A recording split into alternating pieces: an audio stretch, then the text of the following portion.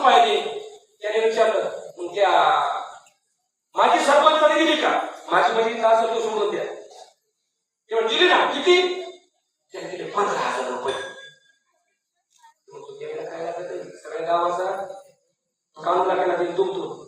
आणि तू कानूला करणार तर लाडवर पण तू दिला त्याचा लाभ शेअरमध्ये दिले का? म्हणजे कोणत्या डेअरीच्या? हा किती? 5,000. काय केलं डेअरीचं तुम्हाला माहिती आहे का?